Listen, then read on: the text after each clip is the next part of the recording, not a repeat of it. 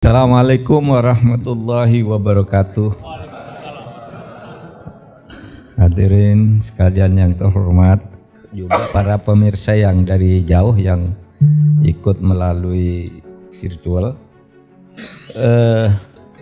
Saudara, saya mulai cerita begini karena ini yang sering dikenang orang ketika saya ke daerah-daerah itu waktu awal-awal tahun 2023, akhir 2022 tuh saya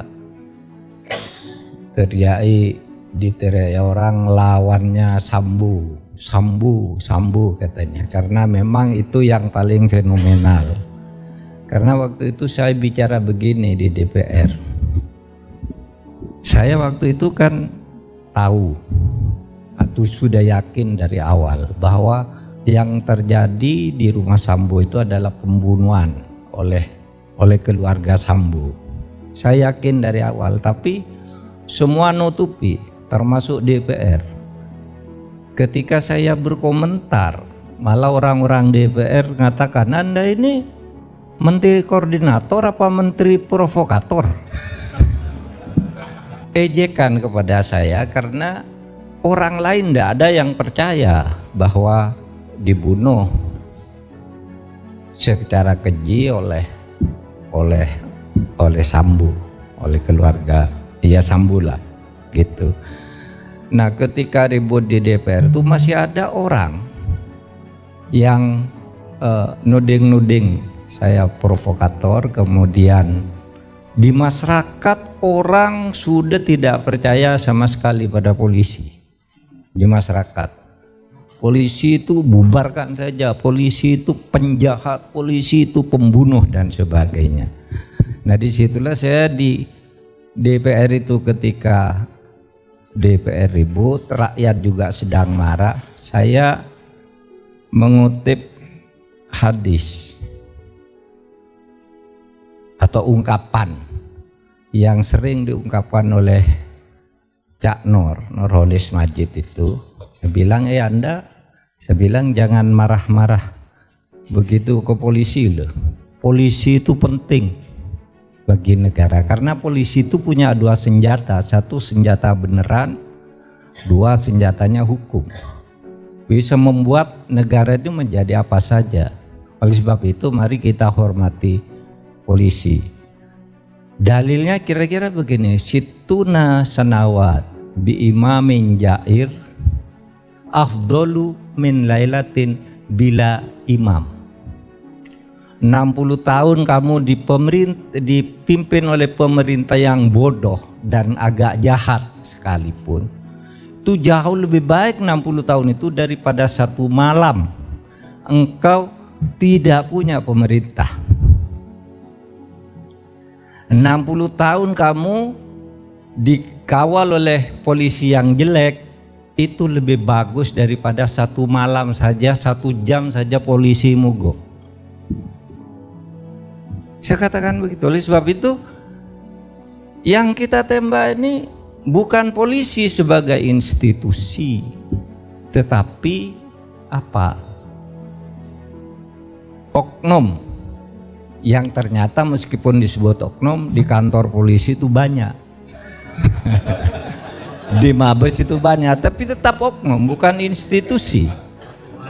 Sehingga saya katakan, rakyat Anda yang berteriak-teriak polisi harus dibubarkan. Coba tuh di luar negeri ada beberapa polisi karena dicaci maki lalu mogok 1 hari. Berapa perampokan terjadi, pembunuhan terjadi, penjarahan terjadi, tidak ada orang melindungi.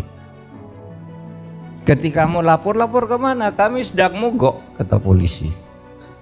Nah, oleh sebab itu kalau kita bicara polisi, ya kita hati-hati bahwa institusi ini institusi yang secara konstitusional menjadi instrumen negara yang diperlukan, sehingga kita menata dengan baik, bukan mengobrak-abrik dan merusaknya. Di negara lain ya ada pemerintah yang berhasil juga. Karena saya dikirim oleh polisi ketika saya menyampaikan tuh, polisi bintang 3 kirim, terima kasih Pak gitu. Ini buktinya kalau polisi di EJ nih dikirim satu negara demo habis-habisan sehari. Tapi yang lain ngirim juga, itu satu negara ada seorang presiden dalam waktu singkat dia memecat seluruh polisi dan mengganti dengan polisi-polisi baru, negara itu menjadi baik. Ada juga contohnya. Nah, saudara, apa maksud saya bercerita ini? Saya bercerita ini yaitu bercerita betapa pentingnya hukum itu. Hukum di dalam masyarakat itu menjadi kebutuhan. Bahkan ada, kalau di dalam studi yang paling mendasar tentang hukum itu, kita diajari dengan satu adagium ubi societas ibius, di mana ada masyarakat, di situ ada hukum. Tidak mungkin ada masyarakat tanpa ada hukum. Untuk apa? Untuk mengatur ketertiban dan menjamin keamanan dalam rangka warga masyarakat itu memenuhi, menuntut hak-haknya masing-masing. Setiap orang punya kepentingan, punya keinginan, punya hak, maka hukum mengatur di situ. Nah, yang menegakkan hukum itu ya pengadilan, polisi, jaksa, pengacara, pemerintah itu. Nah, oleh sebab itu saya ingin katakan hukum itu menjadi sangat penting, karena bayangkan kalau tidak ada hukum, seperti dulu waktu kami baru belajar ilmu hukum itu diajari teorinya Tom Hobbes. Tom Hobbes itu mengatakan itu dulu masyarakat itu karena tidak ada hukum menjadi homo homini lupus, saling mangsa antara satu yang lain, yang kuat memangsa yang lemah, ada yang kuat lagi dimangsa lagi, negara kacau, maka timbul perjanjian masyarakat. Nah, perjanjian masyarakat itu apa? Perjanjian masyarakat itu membentuk pemerintah yang menegakkan hukum, membuat aturan hukum dan menegakkan hukum. Dengan demikian, karena kita telah memilih demokrasi, maka kita juga mempunyai hukum-hukum yang terkait dengan demokrasi, yang terkait dengan sebuah adagium yang mengatakan negara demokrasi tanpa hukum itu liar dan anarkis. Karena demokrasi itu menghendaki kebebasan. Coba demokrasi tidak ada hukum, kacau. Itu yang bawah anarkis, yang atas sewenang-wenang. Tapi kalau ada hukum enggak, maka demokrasi tanpa hukum itu anarkis. Tapi kalau hukum tidak dibuat secara demokratis, itu sewenang-wenang. Kalau Pak Muhtar Kusumaatmadja itu dolim. Nah, saudara, kalau kita, ini teorinya dulu ya sebelum biar masuk ke Indonesia. Dari hasil studi yang pernah saya lakukan khusus Indonesia, dan itu menjadi disertasi saya di UGM dulu tahun 93. Hukum dan politik itu interdependen, saling tergantung, harus dibangun secara interdependen. Tidak boleh yang satu di atas yang lain. Kalau hukumnya lebih tinggi itu sewenang-wenang pasti. sepihak. Tapi kalau demokrasinya lebih tinggi, liar, maka harus interdependen. Nah, di Indonesia interdependensi ini sering mengalami turun naik. Ya.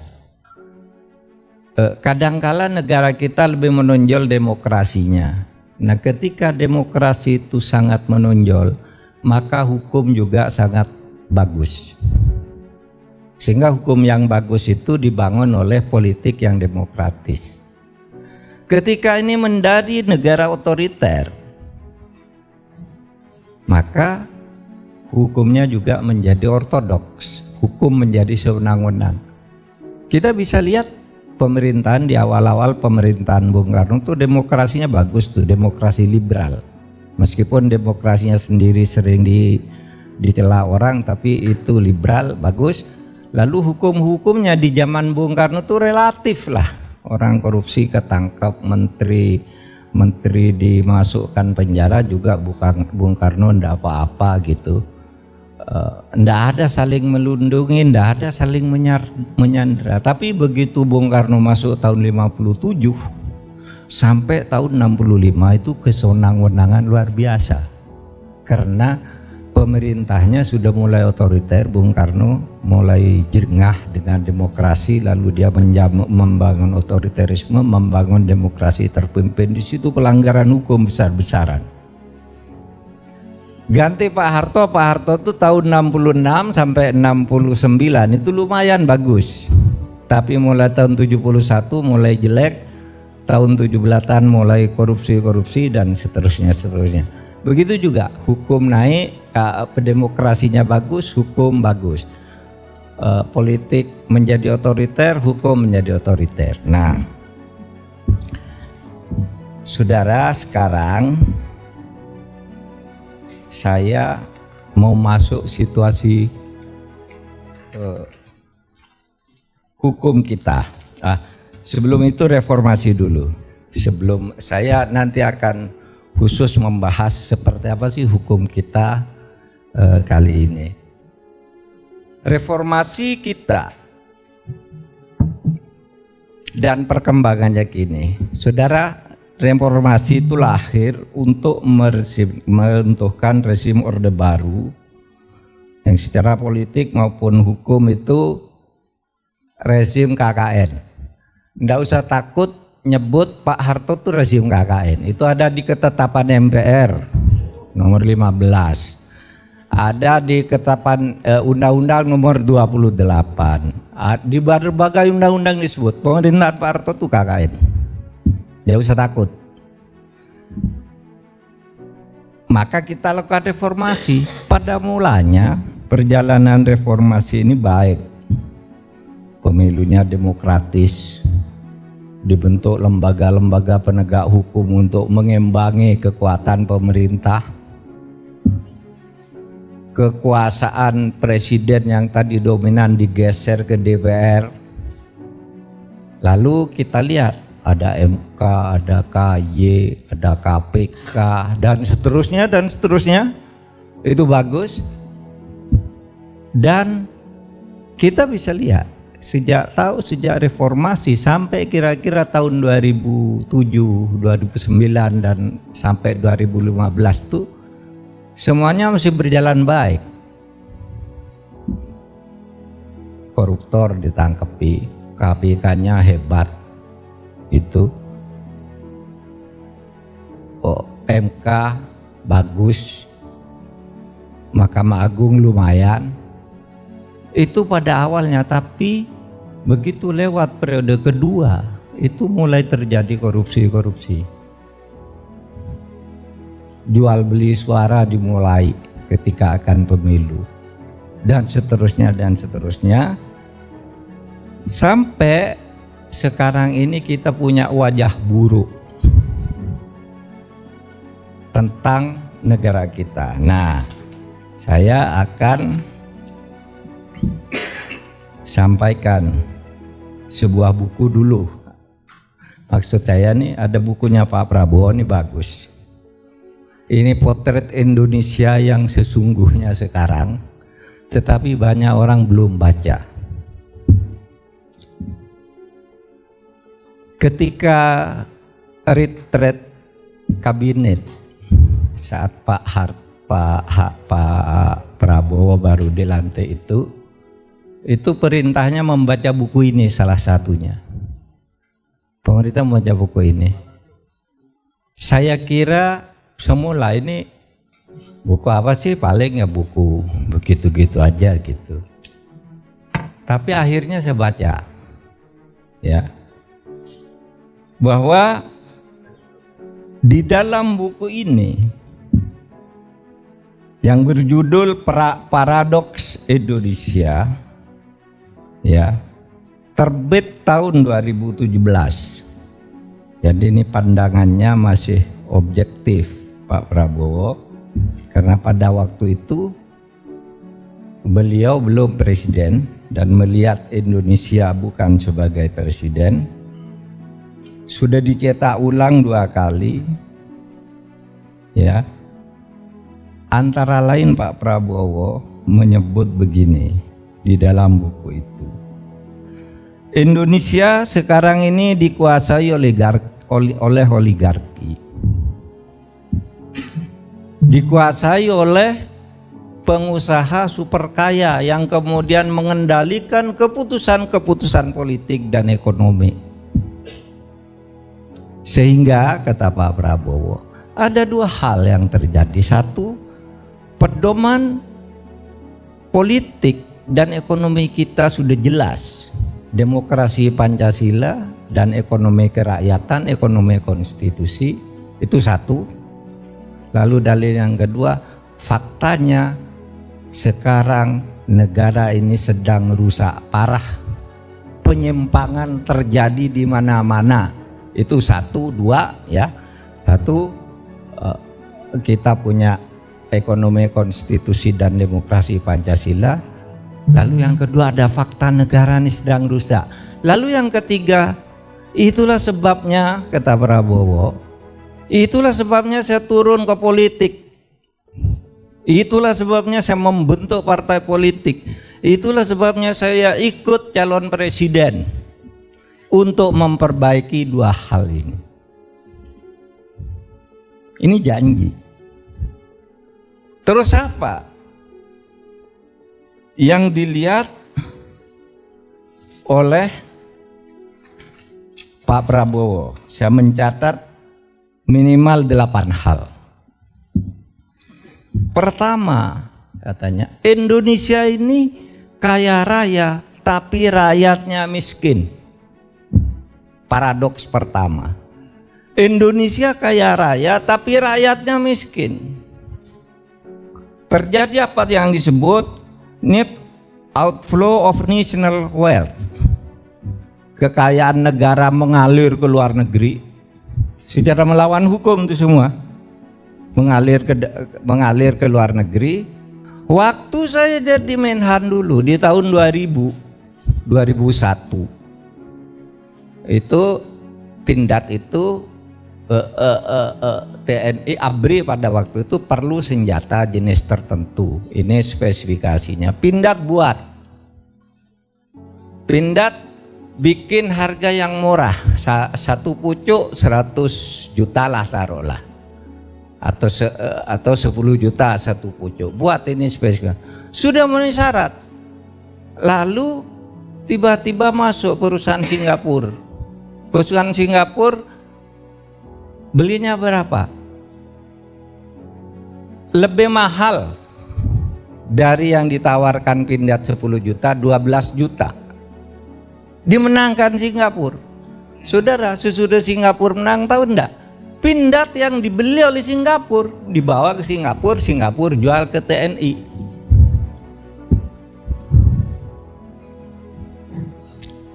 Jadi Pindad itu jadi korban. Saya tuh yang buat. Singapura impor ke Pindad dengan harga 10, lalu dia jual 12 lagi ke pemerintah kita. Nah, kayak gitu tuh sudah lama terjadi. Ya. Nah, CPI, Corruption Perception Index kita itu tidak pernah mencapai angka 50. Yang tertinggi adalah angka pada tahun 2019 awal pemerintahan Pak Jokowi yang kedua, tapi sudah itu tahun 2020 turun menjadi 34. 2020 turun menjadi 38, turun lagi menjadi 34. Selama 3 tahun, lalu sekarang udah menjadi 37 karena ada lembaga baru yang memberikan penilaian sumbangan baru sehingga naik. Tetapi tetap peringkatnya tetap jelek. Ini korupsi kita. Wajah yang dilihat oleh Pak Prabowo seperti itu. Indeks Gini rasio. Hari ini saya tidak tahu, tapi ketika saya meresensi buku ini, saya lihat di Google pada saat itu indeks Gini rasio kita itu 0,381. Sudah pernah mencapai 0,41. Ini bagi yang bukan ekonom, bagi yang tidak ngerti. Indeks Gini rasio itu angka kesenjangan. Jadi kalau ini indeks Gini rasio kecil berarti pemerataan cukup. Tapi kalau besar gitu berarti kekayaan tuh numpuk. Jadi senjang luar biasa. Sehingga katanya nih, saya ngopik aja. Di beberapa negara yang ketika indeks Gini rasionya melebihi 450, negara itu jatuh.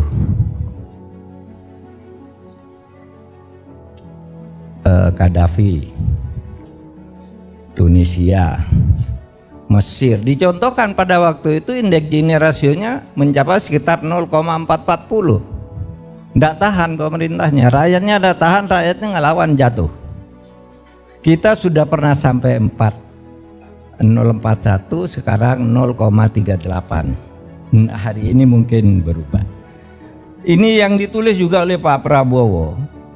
Coba saudara, uang pengusaha-pengusaha yang menggunakan alam Indonesia untuk berusaha 11.400 triliun itu ada di bank-bank di luar negeri. Sementara APBN kita ketika buku ini tulis hanya 1/5 dari itu. Jadi kekayaan itu ada di luar semua, di bank-bank di luar negeri, sehingga tidak memberi nilai tambah kepada bangsa ini. Lalu kerusakan lingkungan, saudara sudah tahu terjadi kerusakan lingkungan, pencaplokan lahan-lahan tanah negara dan kekayaan masyarakat adat luar biasa. Itu ada di sebuah daerah di NTT, masyarakat adat menyerahkan tanahnya ke negara, ke Pemda, lalu dibagi tuh. Bupatinya, istri bupatinya, DPR-nya, polisinya, jaksanya, bagi semua ya. Dibawa ke pengadilan terbukti. Tetapi apa? Oleh pengadilan diputus bebas karena kekayaan ini meskipun resmi diserahkan ke negara, tetapi belum dicatat di buku pemerintah bahwa ini sudah berpindah. Belum dibukukan, bebas. Nah sekarang orang yang kebagian tuh kebingungan. Ini hasil korupsi tapi ini belum milik negara, mau dikembalikan kemana? Begitu kacaunya hukum di negeri ini. Kemudian ketimpangan kekayaan nih. Ini buku ini 2017 tapi direvisi 2020, 2022, perubahannya tidak banyak. Ketimpangan kekayaan kata Pak Prabowo, 10% penduduk terkaya menguasai 77% kekayaan nasional. 10% menguasai 70%.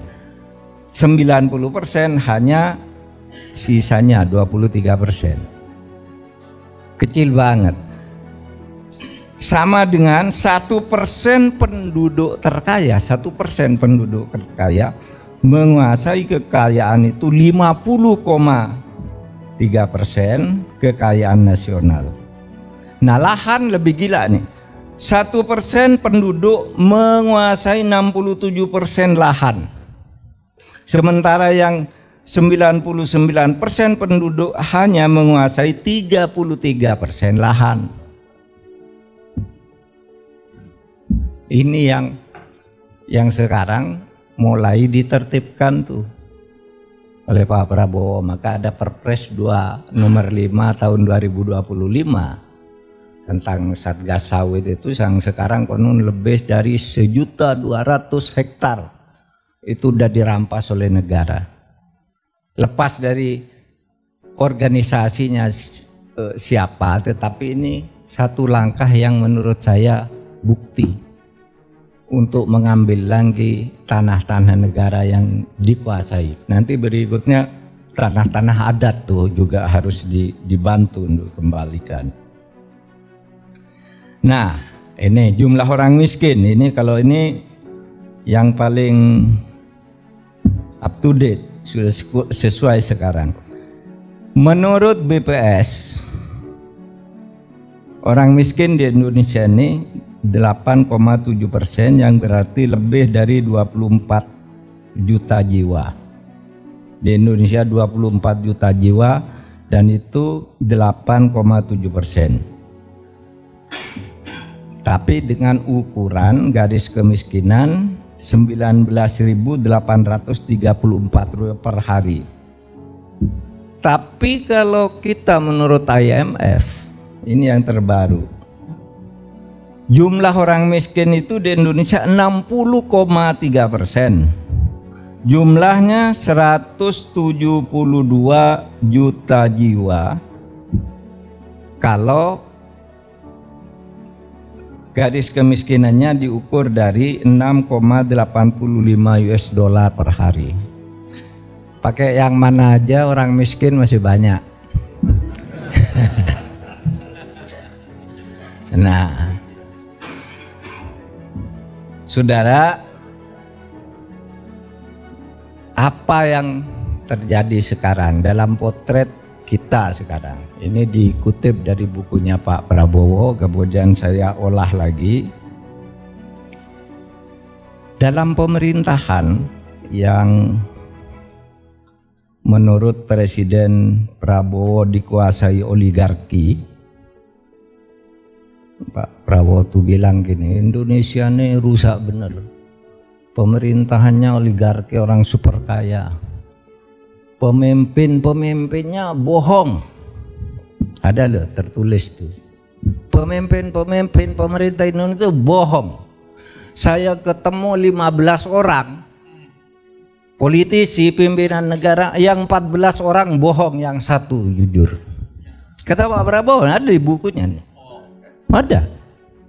Dan itu situasinya sekarang masih, saudara.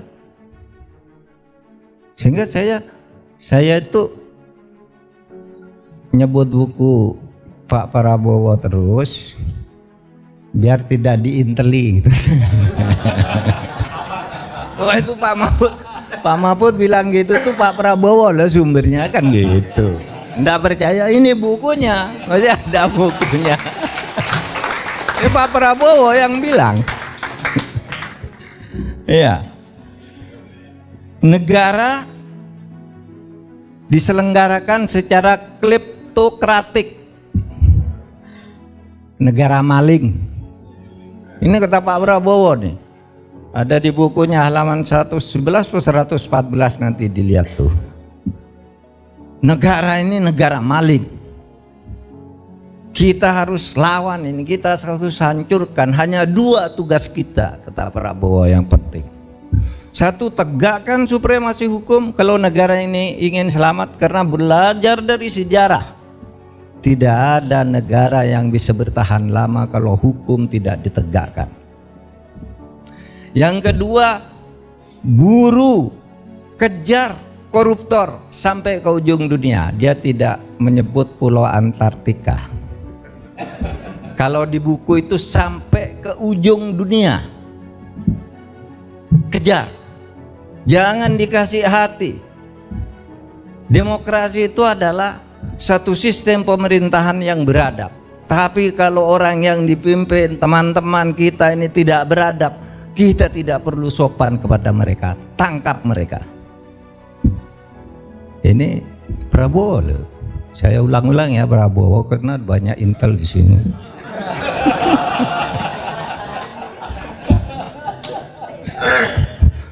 Saya bawa bukunya tapi di mobil. Bisa saya tunjukkan perhalaman itu. Saudara, pemimpin kita mudah dibeli, ndak tahu malu, itu kata Pak Prabowo. Pokoknya ndak punya urusan apa, cincai aja. Mau bayar berapa? Naikkan aja proyek itu. Nanti kita bagi 2. Oleh sebab itu kata Pak Prabowo, kalau cuma korupsi taruhlah 10%, 5% atau 20% mungkin kita masih tutup mata. Tapi ini sampai 80% korupsinya kata Pak Prabowo. Sehingga ada sebuah jembatan sebelum diresmikan sudah ambruk. Karena apa? Hanya 20%. Gambarnya gede tapi belum diresmikan. Gedung juga sama. Gitu. Nah, lalu sekarang di kampus-kampus Fakultas Hukum, saudara, meneliti nih, kalau kayak gini nih, perintahan oligarki kayak disebut oleh Pak Prabowo ini, hukumnya kayak apa? Nah, saudara, ini hukum itu orang negara itu berhukum, 1 membuat hukum, 2 menegakkan hukum. Nah di Indonesia itu membuat dan menegakkan sama kacaunya sekarang ini. Coba kalau menegakkan tuh korupsi itu lolos semua. Cinta sudah jelas kok. Orang ngaku ini saya dapat uang dari sini, tidak diproses karena belum dapat lampu hijau dari satu tempat. Ini sudah mau disikat gitu sampai dia lihat level tertentu belok tidak jadi. Itu cara berhukum kita sekarang yang begitu buruk. Padahal menurut Bank Dunia, kemakmuran satu negara itu ditentukan 44% itu oleh penegakan hukum. 44%. Sisanya 43% itu kekayaan lain seperti organisasi, tata aturan, ormas dan sebagainya, institusi. Lalu yang 23% itu yang begitu kaya raya kita cuma memberi kontribusi 23%. Jadi kalau hukumnya kacau, yang 23% ini tidak ada gunanya. Ya seperti sekarang lah. Gitu. Nah, itu dalam penegakan hukum. Kalau dalam membuat hukum gini, muncul sekarang ini studi yang disebut autocratic legalism. Yaitu satu pembuatan hukum yang dikuasai oleh kehendak sepihak oleh penguasa yang ciri-cirinya ada 4. Ini sekarang berkembang nih. 1, jika penguasa ingin melakukan sesuatu tapi tidak ada aturan hukumnya, maka segera dibuat aturan hukumnya secara sepihak. Buat dulu aturan gitu. Ya enggak, maka kita sering mendengar pembuatan hukum yang mengagetkan. Kok tiba-tiba ada itu? Kok tiba-tiba ada undang-undang itu? Padahal aturannya undang-undang itu diproses dari bawah, mendengar pendapat Pak Budi Pambagio, Pak siapa, dengarkan lagi, ini apa? Kok tiba-tiba jadi hukum? Bagaimana naskah akademiknya enggak jelas. Jadi buat aja karena pemerintah ini buat undang-undangnya.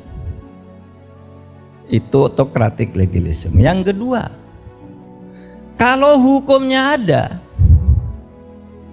tapi tidak cocok, diubah undang-undangnya.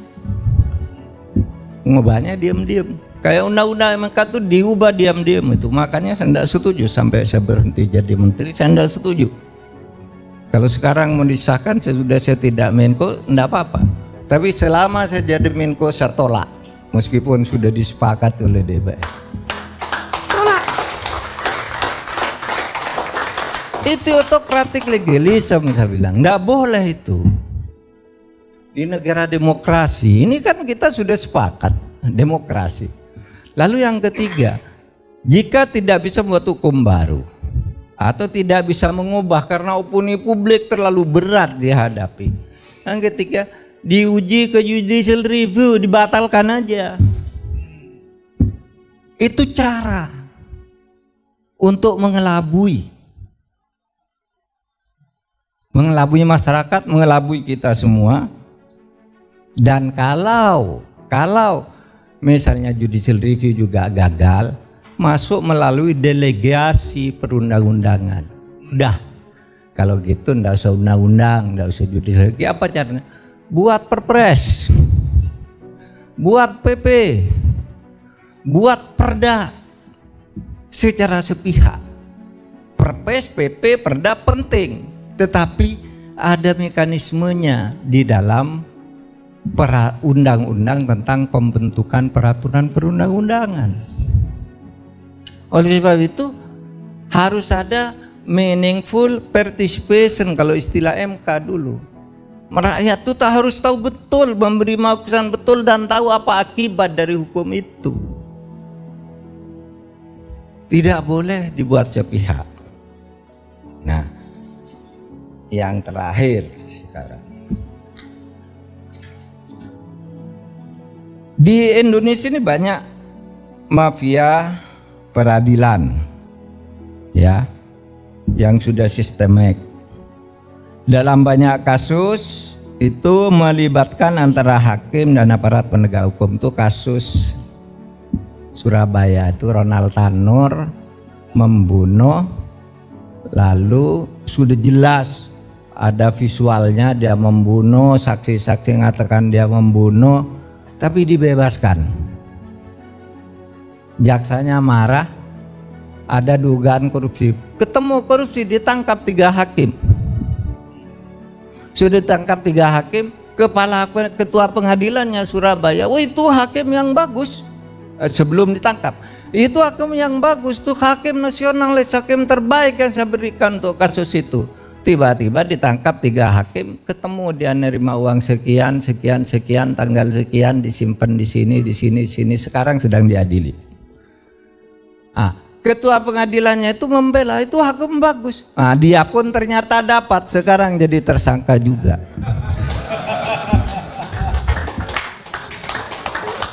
Ketua pengadilan, majelis hakim dan panetranya beserta sama dengan pengacara. Kan ini kan pengacaranya juga namanya Lisa, sudah masuk pengadilan. Pengacaranya masuk, hakimnya masuk, panetranya juga masuk. Nah, itu terjadi sekarang. Ini yang pengadilan ini, Wilmar apa? Yang Wilmar Group. Ya, ini saudara, korupsi merugikan perekonomian negara 11,8 triliun. Masuk ke pengadilan, tipikor, melibatkan 3 pengadilan, Jakarta Utara, Jakarta Pusat, dan Jakarta Selatan. Hakimnya digabung karena menurut undang-undang kalau di provinsi itu pengadilan tipikornya 1 tapi hakimnya dibagi. Sudah ini korupsi semua nih, hakim tidak pengadilan dan panetranya dan pengacaranya. Korupsi semua, ditangkap, ngaku. Lalu mengembalikan uang, kan bisa ngelak lagi. Sekarang udah mengembalikan uang, ya saya nerima uang sekian. Korupsinya 11,8 triliun. Karena ada kasus itu, ya ini perkaranya dibebaskan, dinyatakan onslah. Onslah itu artinya ini bukan perkara pidana, ini memang ada tapi ini bukan perkara pidana, bukan korupsi. Bebas. ketangkap hakimnya nih oleh jaksa nih. Ada bukti, transaksi bukti ini, lalu sekarang sedang dipenyerahkan semua. Dan yang juga menakjubkan, begitu tahu hakim yang nerima suap itu ditangkap, Wilmar Group menyerahkan uang yang didakwakan oleh jaksa itu 11,8 triliun yang kemarin dipamerkan dalam konversi pers itu. Baru sekarang ada kok nyimpan uang dipamerkan gitu. Itu dari 11 triliun hanya 2 triliun karena ndak muat ruangannya. Iya, cuma 2,2 triliun. Ndak muat ruangannya. Kenapa? Apakah jaksa mau nyombong? Ndak. Menurut saya benar. Tunjukkan ke publik bahwa dia sudah mengaku bahwa dia korupsi, sehingga nanti putusan kasasinya di Mahkamah Agung lebih mudah. Kalau Mahkamah Agung masih membebaskan ini juga, wong orangnya yang nyuap sudah ngaku dan sudah mengaku korupsi, uangnya dikembalikan ke rekening negara, masa mau dibebaskan? Itu ya Mahkamah Agung itu pinter-pinter juga, pinter kalau mau mengelak gitu, tahu bahwa itu bahaya gitu, sehingga oleh kejaksaan di fait accompli ini loh sudah ngaku ya. Nah, saudara, banyak terjadi peradilan sesat di Indonesia. Ada buku yang ditulis oleh Herman Mustar, itu banyak penyebab-penyebab terjadinya peradilan sesat itu. Tapi yang relevan di Indonesia itu terjadi sekarang ini, satu, suap menyuap. Yang kedua, penyanderaan. Pak Wijo suruh pakai uang negara ke sana, nanti sudah itu saya berlaku sewenang-wenang, Anda diem. Kalau Anda diem, Anda melakukan itu, saya yang masukkan ke penjara. Orang disandera sehingga tidak berani protes, tidak berani melakukan apa, melaporkan korupsi lagi, termasuk hakim. Hakim-hakim sekarang tuh pada ketakutan karena uangnya Zaraf Richard yang 950 miliar dan 51 kilogram emas itu, saudara, oleh pengadilan diputuskan tuh disita sebagai barang untuk negara untuk pengadilan baru. Untuk Zaraf Richard yang baru dihukum 16 tahun itu, yang uangnya yang besar tuh sekarang masih menjadi kasus tindak pidana pencucian uang. Dan di situ bisa dibongkar hakim-hakim siapa dari 915 M itu yang harus mendapat jatah, karena konon ada catatannya. Ini perkara nomor sekian, ini perkara nomor sekian, ini perkara nomor sekian, itu disebut di putusan hakim. Ya. Sehingga ya kita apapun apresiasi terhadap kejaksaan. Jadi karena penyuapan, penyanderaan, atau hakim ingin naik, ingin jadi ketua Mahkamah Agung gitu, ingin jadi ketua pengadilan, ingin apa gitu, itu biasanya untuk keperluan karir, ingin dipindah dari Papua ke Jakarta, lalu dia berlaku curang agar bisa dipindah gitu, dan seterusnya dan seterusnya. Nah, penutup, secara demografis dan geografis, SDM dan SDM kita sunduh, SDA kita kaya raya dan menjanjikan kemakmuran, asal ada penegakan hukum dan keadilan yang baik. Kita optimis upaya kita akan mulai bisa relatif berhasil, karena yang mengidentifikasi persoalkan itu tadi adalah Pak Prabowo sendiri, yang sekarang sudah menjadi presiden. Itu Pak Prabowo yang nulis, yang saya sampaikan tadi, saudara. Tekad Presiden Prabowo untuk menegakkan supremasi hukum dan memberantas korupsi seperti tulis dalam bukunya itu hanya bisa dilakukan dengan efektif apabila pemimpin atau elit kita melaksanakan tugas kepemimpinannya dengan penuh integritas dan berjiwa merah putih. Merah itu artinya dia punya keberanian, tidak takut apa-apa. Putih itu ya bersih. Orang putih tapi tidak berani, tidak ada gunanya juga. Bersih tidak berani kan? Atau berani tapi dia kotor, wah nikat tuh. Bahaya. Maka harus merah putih. Pemimpin-pemimpin kita itu. Seperti ditulis oleh Pak Prabowo, pemimpin kita sekarang ini integritasnya rendah, mudah dibeli, mudah disogok, suka berbohong, dan suka menjual kekayaan negara dengan sesuka hatinya. Sekian, terima kasih. Assalamualaikum warahmatullahi wabarakatuh.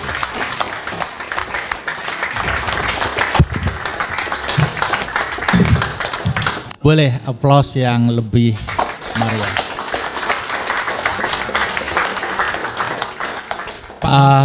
Pak Mahfud, impact dari apa yang Bapak sampaikan itu saya rasa buku Paradok Indonesia itu laku keras, Pak. Terutama di Paramadina, Pak. Ini yang depan-depan ini kan kritis sekali, Pak. Jadi strategi jitu itu menggunakan buku itu sebagai referensi. Yang kedua, Pak, tentang Antartika, Pak. Saya rasa bangsa kita punya problem, Pak. Problem salah dengar. Jadi pesannya buru koruptor hingga Antartika. APH itu dengarnya buru koruptor di Antartika. Jadi nggak ada yang ketangkap gitu. Baik, Prof Mahfud, ini nanti pasti teman-teman menyiapkan pertanyaan-pertanyaan yang substantif gitu ya. Makanya saya akan mendiskusikan hal-hal yang sifatnya light gitu ya. Lebih mengupas personality Bapak yang menurut saya banyak inspirasi yang bisa dipelajari.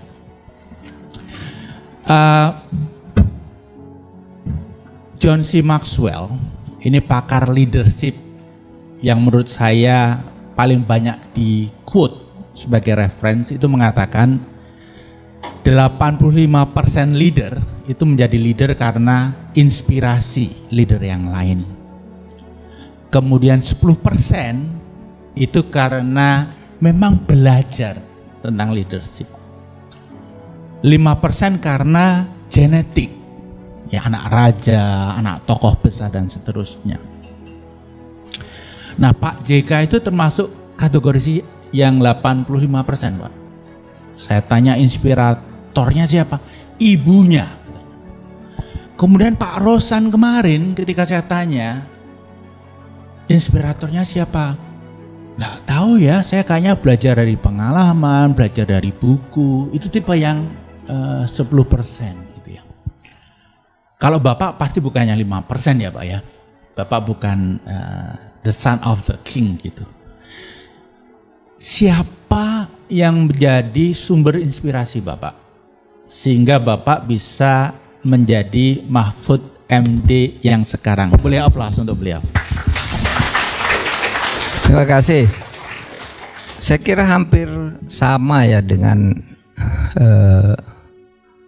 Pak Yusuf Kalla lah misalnya, dari ayah ibu. Ayah ibu saya tuh orang yang kehidupan ekonominya pas-pasan, tapi semua anaknya 7 orang tuh sekolah, disuruh sekolah. Kamu kalau mau jadi orang cari ilmu gitu. Lalu itu, dan dia memberi contoh dengan hidup sederhana tanpa neko-neko bisa hidup. Kami sekeluarga. Terus yang kedua guru saya di pesantren. Nah di pesantren tuh saya cerita gini. Saya masuk pesantren itu tahun 68, masih kecil sekali.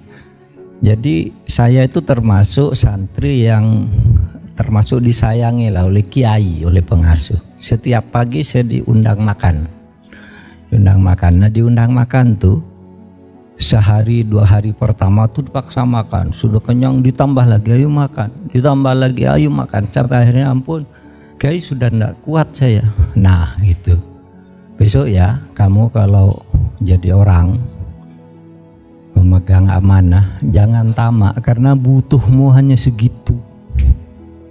Nggak ada. Untuk apa kamu numpuk situ lagi macam-macam, padahal yang dimakan sedikit. Untuk apa kamu punya mobil banyak yang kamu pakai satu? Untuk apa punya rumah banyak, rumah satu? Malah bikin pusing kamu terlalu banyak itu. Yang kedua, makanlah yang halal secara jujur. Ini makanan tadi halal semua. Nah itu waktu saya kecil menginspirasi itu. Iya ya, untuk apa saya sih? Sampai sekarang nih kalau ada orang tanya, Pak Mahfud tuh jadi menteri kok kiri ya gitu. Enggak, saya justru merasa sangat kaya. Saya punya rumah, punya mobil, anak saya sekolah semua, gaji saya cukup besar. Enggak. Tapi jangan bandingkan dengan si A, B, C, D yang punya rumah di setiap kota dan di setiap pulau, gitu kan. Saya, ya gaji saya luar biasa banyak. Saya jadi pejabat 20 tahun lebih dengan gaji rata-rata yang tersimpan misalnya 150 juta bersihnya kan. Karena lain-lain tuh untuk keluhan kecil-kecil sudah dilayani oleh negara. Itu masuk semua yang saya miliki itu ada di bank, di situ tercatat kapan masuknya dan dari siapa. Saya bilang nggak ada lain itu. Kalau lebih dari itu korupsi berarti kan gitu. Saya merasa Pak hidup ya itu. Dan kalau dari pemikiran saya tidak belajar guru khusus, tapi saya banyak membaca. Cak Nur, saya dulu ikut perkaderan di HMI ya, ikut pikiran-pikiran Cak Nur, ikut pikiran-pikiran Gus Dur, Amin Rais, semua saya pelajari ya. Orang kok pinter-pinter kayak gini ya gitu. Nggak usah saya harus belajar langsung jadi murid mereka, tapi melihat lalu baca bukunya, lihat penampilannya di TV dan seterusnya. Wah ini, di situ saya banyak dapat belajar tentang kearifan dalam mengurus masyarakat, bangsa dan negara kita. Itu aja. Saya pernah main ke rumah beliau di Jakarta, kemudian juga di Jogja, dan di mana lagi Pak ya? Cuman 2 itu ya Pak ya? Sederhana, seperti rumah kita kebanyakan. Yang saya juga heran gitu ya, ya kagum lah dengan posisi seperti Pak Mahfud. Kalau orang lain itu pasti rumah kanan kiri itu diakuisisi gitu. Beliau tetap sederhana. Aplaus untuk beliau. Nah, kemudian ini mengarah ke yang kedua, Pak. Kami lihat Bapak itu tegas. Tidak ada rasa takut. Bagi kami pengamat yang muda-muda ini penting Pak, karena ada yang seolah-olah menjadi frontliner sehingga kami berani ikut tegas juga, ikut kritis juga gitu Pak. Nah, apa yang bisa melandasi itu sehingga Bapak betul-betul seolah-olah tanpa beban ketika menyampaikan sesuatu. Kemudian yang kedua Pak, apa yang membuat Bapak itu relatif fleksibel Pak? Bisa memimpin perguruan tinggi, kemudian MK, kementerian. Mohon maaf Pak, jadi influencer Bapak sukses besar. Bikin podcast sukses besar. Benang merahnya apa itu Pak? Kunci sukses sebagai pemimpin. Makasih Pak. Saya tidak tahu kalau itu kuncinya, tapi seringkali sukses itu karena kebetulan juga. Ya, seperti waktu saya menjadi Menteri Pertahanan itu kan tidak ada orang menyangka, saya pun tidak menyangka kalau saya bisa jadi menteri. Di zaman Pak Harto tuh tidak mungkin orang lah seperti saya aktif di gerakan Islam di HMI, di NU, di mana, tidak mungkin. Tapi tiba-tiba Tuhan menciptakan situasi, terjadi reformasi dan Tuhan menempatkan Gus Dur sebagai presiden. Nah, Presiden Gus Dur ini aneh, yang tidak disukai orang dilakukan. Maka ada orang suka sama saya diangkat jadi menteri gitu kan, kebetulan tuh. Satu. Tapi yang lebih dari itu sebenarnya ya kita ini serius melakukan sesuatu. Saya itu dulu pernah kuliah di sastra Arab UGM. Nah, di situ saya oleh guru saya Pak Samsul Hadi itu diajari sebuah syair yang saya pegang terus sampai sekarang tuh. Bunyinya gini, la yamtatil majda man lam yarkabil khator wala yanalul ulaman taqaddamal hadar. Nggak akan pernah sukses kamu, nggak akan pernah jadi apa-apa kamu kalau kamu jadi penakut. Makanya saya jadi tegas. Nah kan, penakut nggak bisa. Wala yanalul ulaman taqaddamal hadar, tidak akan pernah terhormat kamu kalau sebelum berbuat sudah khawatir. Maka kalau kita punya keyakinan tentang sesuatu yang benar, ya lakukan saja. Tetapi terkadang ada orang yang bilang agak beda. Pak Mahfud tuh kok sombong banget ya, gitu. Begini, pada dasarnya saya itu diajari tawadu. Tawadu itu artinya rendah hati, bukan rendah diri. Tawadu itu hormat kepada orang, merasa orang lain baik, bahkan lebih baik dari kita, itu hormat, sehingga kita tawadu, hormat. Tapi di depan kita banyak orang sombong, maka saya diadili juga, diajari dalil gitu. Begini, man tawadha'a mutawadhi fahuwa shadaqah wa man takabbara mutakabbir fahuwa shadaqah. Barang siapa rendah hati terhadap orang yang rendah hati, berlaku sopan terhadap orang yang sopan, dia mendapat pahala seperti bersedekah. Tapi kalau kami berani sombong terhadap orang yang sombong, kamu hebat. Gitu aja. Makanya kadang-kadang kalau saya lawan meskipun DPR, kamu siapa? Saya bilang gitu aja, padahal sesudah keluar saya kaget, kok saya berani ya tadi. Boleh aplaus untuk Pak Mahfud. Ini kalimat yang terakhir saya belum pernah dengar Pak, itu inspirasi baru juga bagi saya Pak. Saya ingin tanya juga Pak, tahun 2019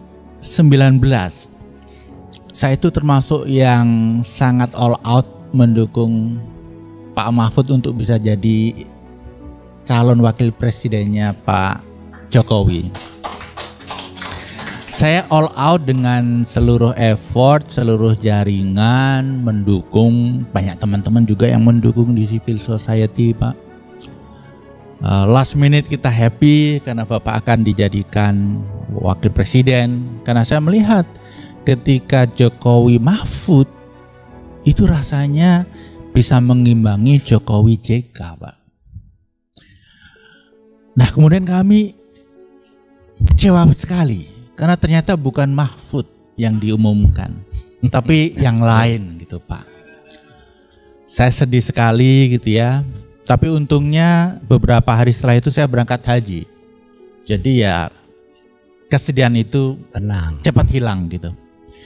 Nah pertanyaan saya Pak, bagaimana Bapak menghandle kekecewaan luar biasa yang Bapak hadapi gitu. Kemudian bagaimana Bapak dengan mudah bisa move on?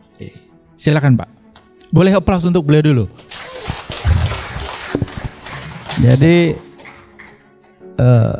testimoninya benar bahwa Pak Wijaya ini sebelum saya ditetapkan sebagai calon wakil presiden, beberapa bulan sebelumnya beberapa kali ke kantor saya. Nanti Bapak Wapres, nanti kita buat ini, buat ini, buat ini. Yang dilakukan oleh Pak JK ini kita teruskan, yang ini kita perbarui gitu kan. Jadi memang betul beliau tuh mendukung. Jauh justru sebelum saya resmi lah masuk ke dalam bursa itu. Nah tetapi Bapak Ibu sekalian, ketika saya menjadi cawapres waktu betul-betul saya tidak melakukan usaha apa-apa, pendekatan apapun kepada siapapun. Ya, saya paling berkomunikasi ini dengan Pak Pratikno, tangan kanannya Presiden waktu itu yang memberitahu Pak Mahfud siap-siap mawon di rumah apa gitu. Jadi kalau hari raya itu biasanya bawa parcel itu, lalu datang salam dari Pak Jokowi, cuma gitu-gitu aja. Nggak bilang kalau saya jadi wakil presiden. Nah tiba-tiba pada saat-saat terakhir itu nama saya muncul. Dan betul itu atas permintaan Pak Jokowi. Karena Pak Jokowi kemudian sesudah batal itu kan ngundang saya, Pak Mahfud. Memang saya yang nyuruh anak-anak tadi nyiapkan semua dokumen Pak Mahfud Presiden. Sampai tadi jam 11 kan saya masih dipanggil. Jadi tapi kan saya bukan ketua partai. Ini ketua partai pada tidak setuju kalau Pak Mahfud gitu. Oleh sebab itu ya tadi yang diumumkan akhirnya Kiai Ma'ruf. Tapi Pak Mahfud nanti terus bersama saya. Pemerintah butuh Pak Mahfud gitu. Nah itu satu, saya bilang Pak Jokowi meskipun kecewa karena sudah siap semua dengan baju segala kan udah siap. Sudah siap diajarin naik sepeda loh. Besok katanya, besok kalau ke KPU bersama Pak Jokowi di depan, Pak Mahfud bonceng di belakang. Loh Pak, saya bilang nggak enak dong, saya kan lebih tua, belum sepuh tapi lebih tua, masa saya di belakangnya Pak Jokowi, Pak Jokowi Presiden. Udahlah bawa sepeda berdua aja, Pak Jokowi di sini, saya di sini. Siap tuh ke KPU mau daftar tuh. Udah diajari sambutan Pak Mahfud ini, kata si Teten. Pak Pramono minta CV yang benar tuh mana? Kok tulisannya ada Muhammad Mahfud, ada M Mahfud, ada MD, ada tidak, itu yang mana? Ini kepres saya sudah siap. Lalu tiba-tiba nggak jadi karena kata Pak Jokowi, saya bukan ketua partai nggak mau kalau Pak Mahfud gitu. Akhirnya ya sudah, saya lalu ingat ya nggak apa-apa ya, kecewa pasti ya. Tapi begini, saya berpikir, untuk apa sih saya kecewa? Saya kan cuma ndak jadi. Ini orang yang sudah jadi dijatuhkan aja bisa kok. Bung Karno tuh 20 tahun lebih jadi presiden dijatuhkan, dia lebih kecewa pasti. Kalau saya kan belum ke situ, ndak jatuh. Pak Harto udah 32 tahun tiba-tiba jatuh. Itu Gus Dur sedang berkuasa tiba-tiba jatuh. Lalu saya apa sih? Saya tidak kehilangan apa-apa. Nah itu cara saya menghibur diri. Tapi di atas semua itu kan saya percaya pada takdir. Oh, ini bukan tempat saya, kan gitu. Nah oleh sebab itu kalau ditanya jawabannya ya itu aja. Boleh aplaus untuk. Jadi makasih Pak Mahfud inspirasinya. Ini saya persilahkan kepada rekan-rekan audiens kalau ada pertanyaan, dan saya rasa akan banyak sekali. Kita bagi beberapa sesi. Sesi pertama untuk 3 penanya. Assalamualaikum warahmatullahi wabarakatuh. Saya sehari-hari ngurus kebijakan, Pak. Dan sekarang ini memang betul kata Pak Mahfud bahwa aneh-aneh gitu ya. Sering pemerintah memutuskan suatu program, underlying-nya tidak ada. Sehingga jalan saja sampai di tengah jalan berantakan ke kiri ke kanan, kita semua miris. Tetapi contohnya itu program hebatnya Pak Prabowo, saya nyebut juga Pak Pro biar tidak dikindili itu Pak. Itu MBG itu Pak, itu underlying-nya nggak ada Pak. Nah, jadi sekarang berantakan, tinggal nunggu. Saya hanya berdoa semoga tidak ada fatality karena yang keracunan sudah banyak. Nah itu satu. Nah sekarang sejak COVID, regulasi kita itu dikuasai oleh SE Pak, surat edaran. yang sama sekali di Undang-Undang 12 2011 itu kan tidak masuk. Tetapi itu dijadikan andalan. Sebetulnya kan rakyat harusnya bisa melawan. Waduh, pertanyaannya berat-berat. Jadi, tapi kan bukan pertanyaan itu, tambahan. Tambahan informasi bahwa situasinya sudah begitu kacau karena selain 4 hal tadi masih ada juga masalah baru. Tidak pernah ada underline yang jelas untuk setiap program.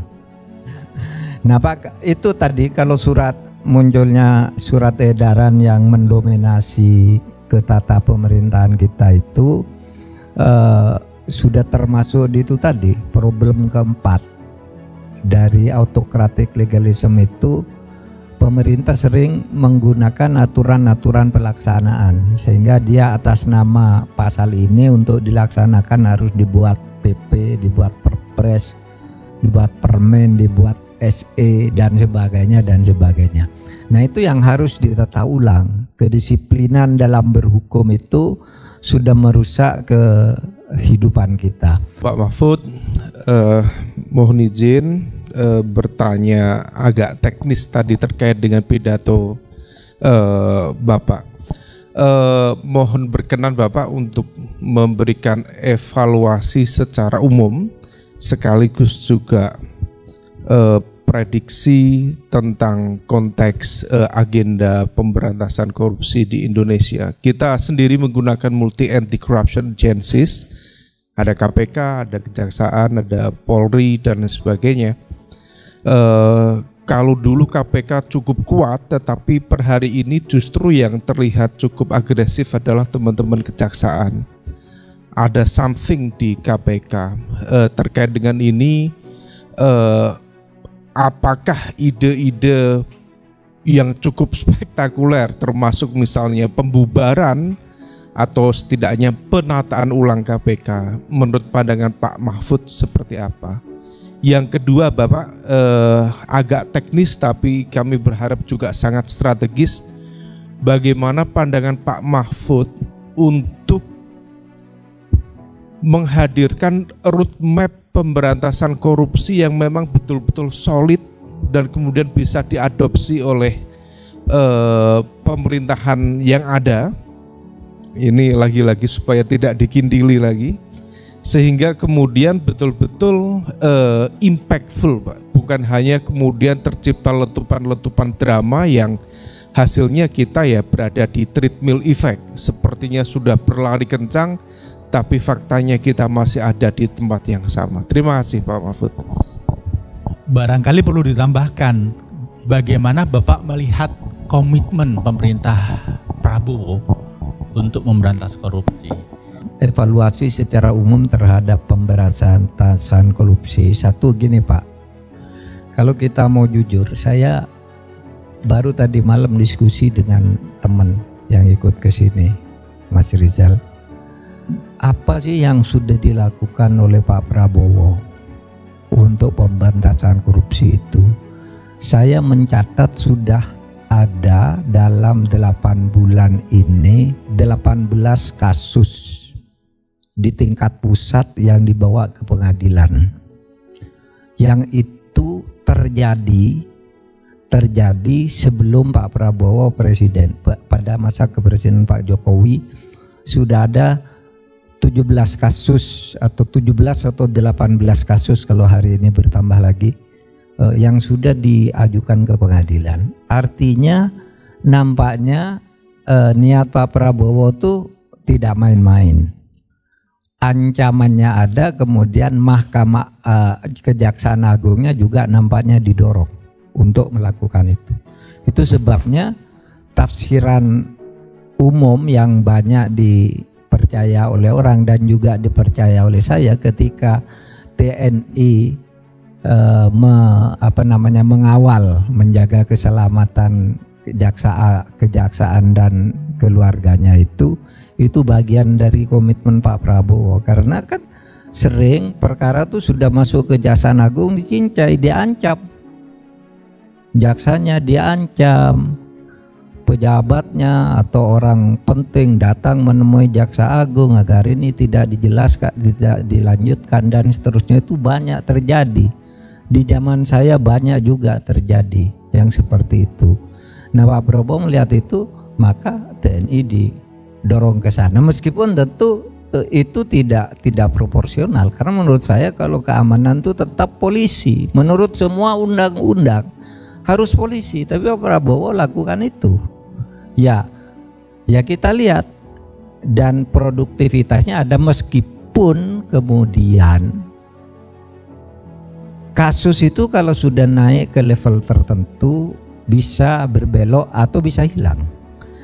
Bapak ingat kasus pagar laut, itu kan udah jelas tuh, pelanggaran pidananya jelas, mengkapling laut, melanggar undang-undang, melanggar putusan MK, kemudian pelaku-pelakunya jelas.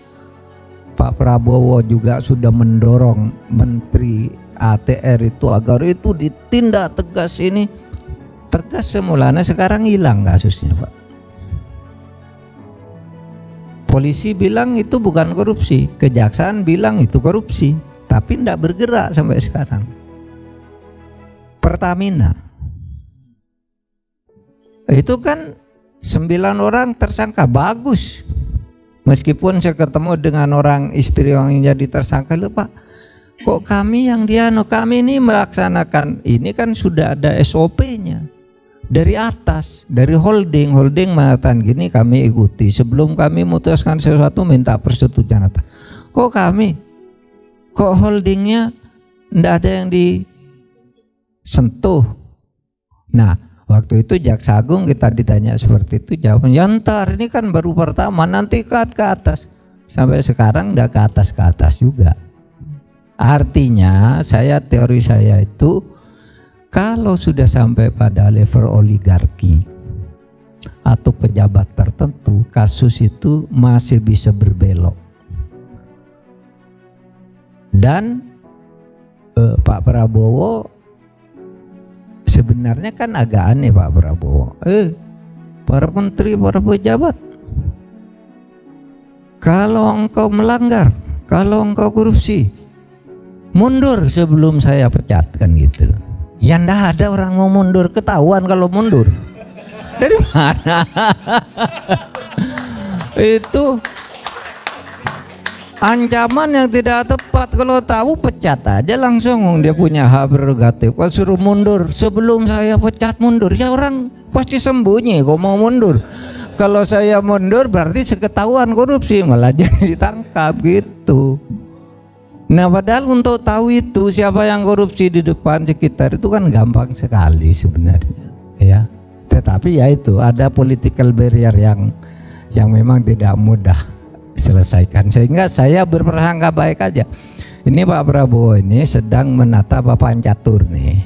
Ini diamankan dulu, nanti mungkin di tahun kedua akan ada gebrakan-gebrakan yang mungkin mudah-mudahan menggembirakan kita. Tapi kalau tidak ya agak susah juga. Kalau tahun kedua belum mulai, tahun ketiga sudah masuk tahun politik toh.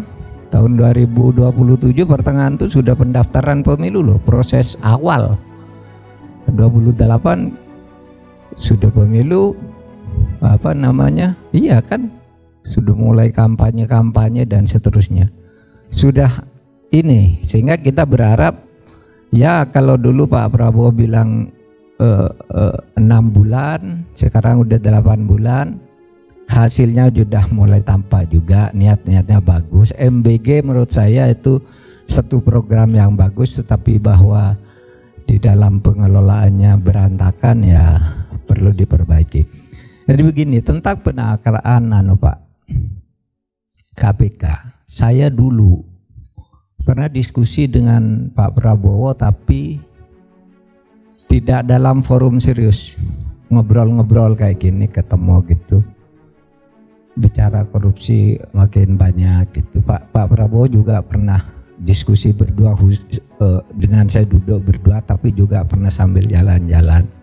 Kalau saya melihat komitmennya terhadap pemberantasan korupsi itu sungguh-sungguh, komitmennya yang yang disampaikan kepada saya, tapi di lapangan kok menjadi sulit gitu ya, karena dijegal oleh oligarki apa-apa yang itu tidak mudah kan, begitu saja kan bisa Pak Prabowo bisa menghadapi risiko kekuasaannya, sehingga dia perlu hati-hati betul. Tapi soal KPK itu kalau ingin melakukan pemberantasan korupsi kalau saya berpikir itu undang-undang KPK itu kembalikan aja ke yang lama. Itu yang paling bagus. Tidak ada intervensi, independen dan pemilihannya bagus juga. Kembalikan aja dengan sebuah perpu gitu, kembali ke yang lama, fungsi Pak Prabowo bisa melakukan itu. Perpu kan nanti disetujui oleh DPR jadi undang-undang. Kalau Pak Prabowo udah bilang, DPR-nya enggak bakal berani lah. Kalau Pak Prabowo mau. Tapi begini, Pak Prabowo tuh punya pikiran, diskusi gimana ya kalau penegakan hukum di bidang korupsi dan sebagainya itu kembalikan ke lembaga-lembaga yang konvensional. Jadi beliau pikirannya menguatkan kejaksaan. Itu enggak apa-apa juga kalau bisa berhasil. Tapi di berbagai negara itu biasanya seperti KPK itu menjadi lembaga sendiri juga yang sama kuatnya, cuma lapangannya berbeda dengan polisi maupun dengan kejaksaan. Nah kalau tanya ke saya, kembalikan tuh undang-undang KPK ke yang lama saja gitu, tidak usah pakai macam-macam, kembali lalu aturan peralihannya dengan PP gitu, sehingga bisa dilakukan lagi hal-hal seperti dulu. Nah sekarang KPK kan sepertinya tidak ada bunyinya ya. Akhir-akhir ini sudah mencoba lah, beberapa orang ditangkap di daerah kemarin di Medan, tapi tetap aja orang menganggapnya tidak ya begitu-gitu aja gitu ya. Perkenalkan, nama saya Loisa Silalahi. Saya seorang advokat muda. Pertanyaan saya kepada Pak Mahfud, saya sangat bersyukur dengan bertemu dengan beliau dan memaparkan soal sistem hukum. Ketika saya menjalani satu kasus Pak, ketika kita sudah jujur sebagai advokat, tetapi dalam sistem di Indonesia sendiri tidak jujur dalam penyelidikan dan penyidikan.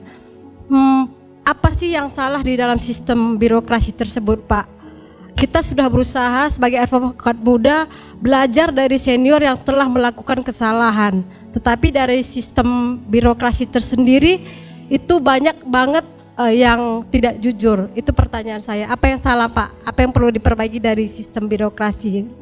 Yang kedua, bagaimana tanggapan Bapak terhadap rancangan undang-undang KUHP pidana yang baru nomor 1 tahun 2023 yang telah disahkan, apakah tidak melemahkan tindak pidana korupsi terkait dengan denda dan penjara?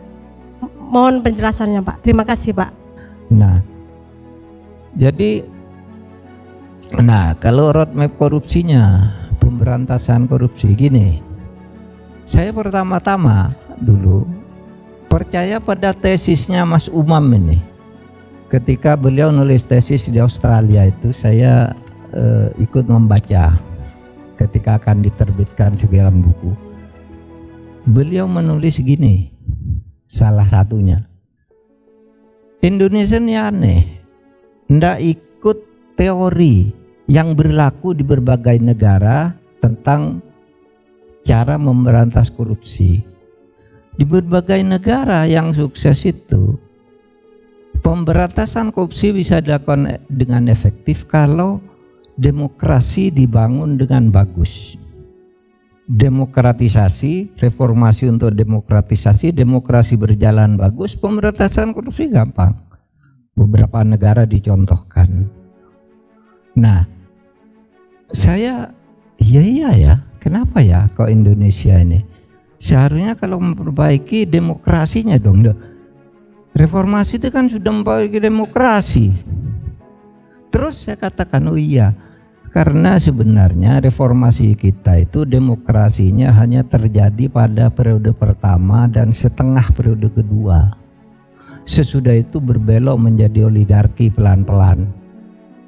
Sampai akhirnya sekarang bukan pelan-pelan, banyak oligarkinya. Makanya korupsinya tidak ada, karena demokrasinya itu demokrasi formalitas sekarang. Tidak substansial.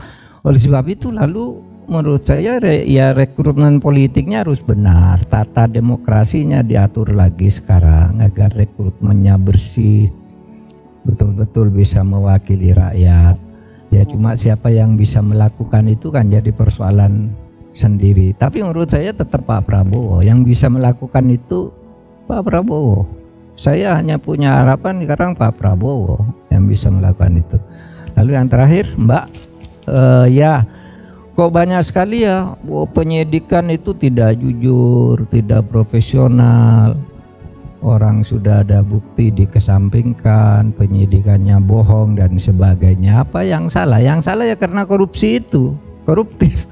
Kalau menurut aturan, kalau misalnya menyelidiki ini, pembuktiannya harus ini bukti ini menjadi alat ini harus begini, itu sudah ada semua. Tapi kemudian terjadi penyelewengan. Karena korupsi yang tadi saya katakan, teorinya Herman Muster itu ada orang yang disandera, ada orang yang karena karirnya ingin selamat, entah itu di kepolisian, entah itu di kejaksaan. Ya, orang yang sudah jelas-jelas salah kok ndak masuk di akal publik. Keadilan tuh kan public common sense dan rasa keadilan, rasa masyarakat dengan logika itu public common sense. Nah ini public common sense sudah dikatakan, oh ini pasti begini, tapi tetap aja polisinya berbelok ke situ. Ya sudah, gitu. Nunggu Pak Prabowo aja kalau gitu. Sehingga kalau apa yang salah ya itu.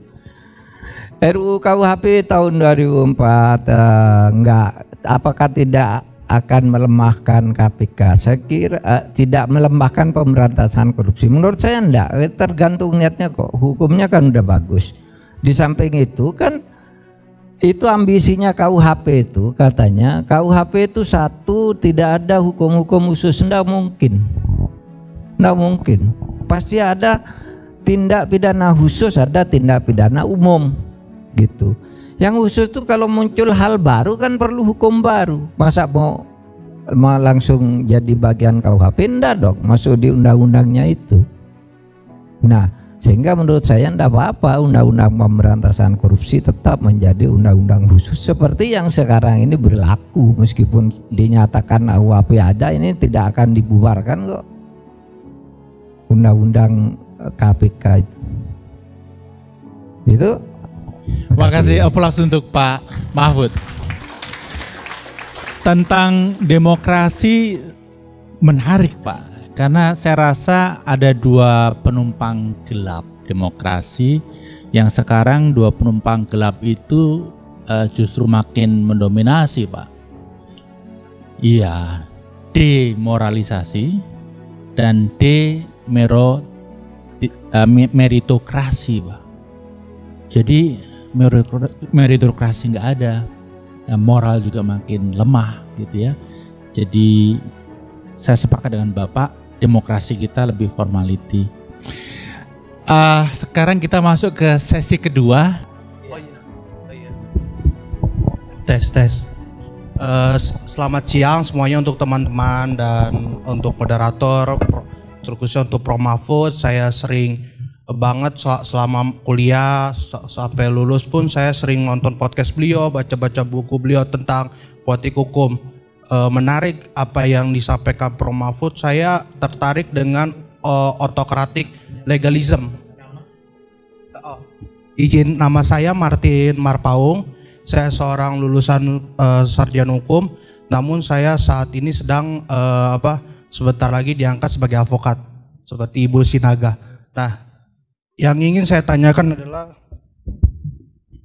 kritik otolism. Nah, seperti kita ketahui bahwa banyak peraturan perundang-undangan yang dibuat oleh DPR dan Presiden itu tidak melalui mekanisme yang seperti Prof Mahfud bilang partisipasi publik bermakna atau meaningful participation. Nah, seringkali banyak indikasi bahwa pembentukan sering tertutup sehingga membuka celah-celah bentuk koruptif. Nah, saya kan seorang yang sering menguji hal-hal seperti ini di Mahkamah Konstitusi terkait hal seperti ini. Menurut saya pertanyaan saya ada dua, Prof. Kedua, satu, apakah bagaimana cara melawan praktek-praktek autokratik legalisme, karena seringkali masyarakat tidak punya akses terhadap sebuah naskah akademik, rancangan undang-undang yang dibahas DPR tiba-tiba langsung disahkan aja, seperti undang-undang TNI tiba-tiba disahkan 26 Maret, tiba-tiba baru diupload setelah lebaran di tanggal 14 Maret. Dan kedua adalah bagaimana cara masyarakat mungkin khususnya bukan sarjana hukum atau siapa yang akan ingin men-challenge uji materi undang-undang ini agar bisa memenuhi partisipasi bermakna meaningful participation. Terima kasih, Prof. Marpaung tadi sekarang ini banyak peraturan yang tadi disebut autokratik legalisme itu tidak melalui mekanisme, yaitu yang banyak terjadi sekarang. Oleh sebab itu ini yang harus ditata. Cuma kalau ditanya gini loh, itu DPR harus ditertibkan, partai politik harus ditertibkan. Itu kalau kita bilang begitu, nanti yang buat aturannya itu DPR sendiri dan partai politik sendiri, hingga susah. Mereka enggak mau kok ditertibkan. Nah, maka biasanya tuh ada teorinya tuh. Jadi tapi sebenarnya kalau dilawan itu bisa kebobrokan di dalam mekanisme itu. Misalnya gini, RUU TNI kemarin itu di draft yang beredar awal pasal 42 itu memang yang beredar tapi tidak pernah diakui gitu. Itu memang disebutkan di situ presiden bisa menempatkan anggota TNI ke lembaga manapun yang menurut presiden perlu keahlian TNI. Itu berarti TNI bisa masuk kemana aja, gitu kan? Itu tidak pernah diakui sebagai draft nih. Lalu tiba-tiba dibahas diam-diam di hotel, di demo, jadi ribut. Nggak jadi yang pasal itu dibuang, itu nggak ada katanya. Kan bisa toh kalau dilawan. Yang tadinya ada lalu dibilang nggak ada. Sampai sekarang kalau ditanya siapa yang buat, mereka nggak ngaku. Tapi dulu yang beredar yang kita dapat ada kok itu. Maka kita protes, ini TNI masuk lagi dong kemana-mana gitu. Enggak, tetap yang itu ya. Memang tetap akhirnya yang keluar. Karena kalau dilawan, mekanisme yang diam-diam itu enggak jadi juga. Tahun 2022